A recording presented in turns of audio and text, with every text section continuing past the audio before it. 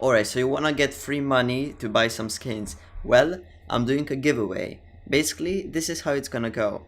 I'm gonna be giving away free codes for pay safe cards not every video, like every few videos. It's gonna be somewhere in the video, there's gonna be a code which you can use. The first one who sees it, the first one can use it. Also, there's gonna be two types of giveaways. One, as I mentioned, that's gonna be on the video, and then the other one where I'm gonna pick someone. So it's gonna be half-half. The people who will be active and commenting and liking on my channel will have a chance to win it. And then the others who come to see first my videos, they also have a chance to win it. So yeah, if you want to win some money, click the notification bell, and that's it. Let's get right into the video. Also, use my support creator code YoutubeSnakey in the item shop if you want to help me out and increase the money prize for giveaways. Thank you.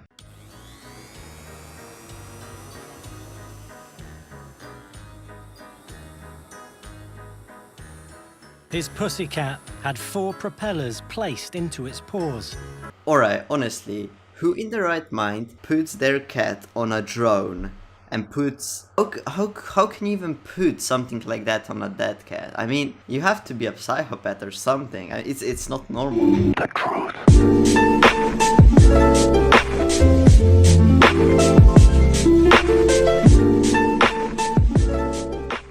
And I wanted to know, what kind of man would do this to his own pet?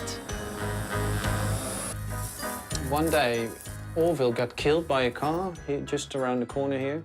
But I immediately knew that as soon as we had his body, that I was going to do something with him. I was going to make a point out of his untimely death. Alright, I have $1 million question. What goes through your mind that when your beloved pet dies, you have to put it on a drone? Like, can it even get more insane than that? I mean, imagine I have 2 rabbits, and if one of them died, like, what? I would put them on a drone? No, like, if you like the pet, you would bury it or do something useful with it. Not just put it on a drone and fly it into your neighbor's house. There he is. Orville copter. With a local engineer called Aryan, Bart had created the world's first remote-controlled flying dead cat. We're made of stuff, and if you die, you end up as stuff, and you can do things to that stuff and to keep it around. Okay, now imagine that your wife dies, and that you're the wife that dies, and this is your husband. I think he's gonna do some bad things to you. One day he was just dead in the backyard.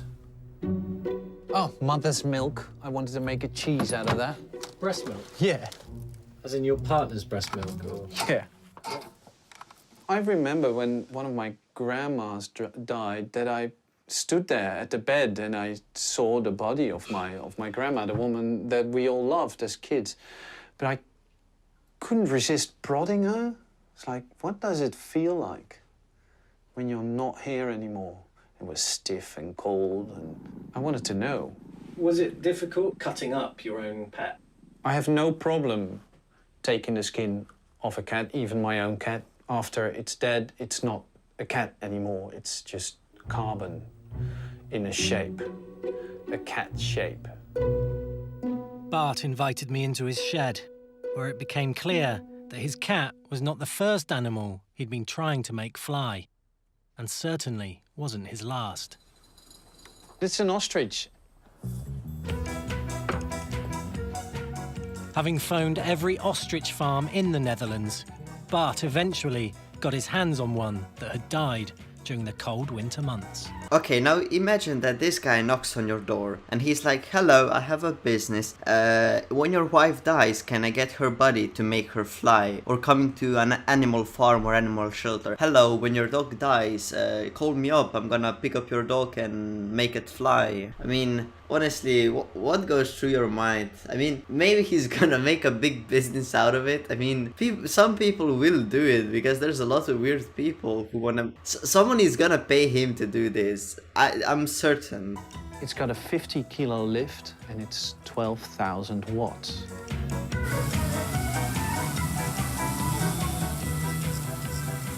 I was witnessing the world's most famous flightless bird taking to the skies.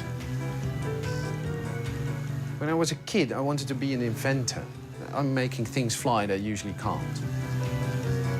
And it's wonderful just to stand outside and all the parents with kids, they just gather around and they laugh and they make pictures and they talk about it for 2 days afterwards.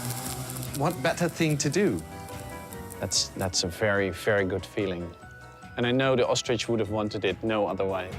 What Bart and Arjen were doing was clearly bizarre, and to some people, even offensive. But they were far from alone.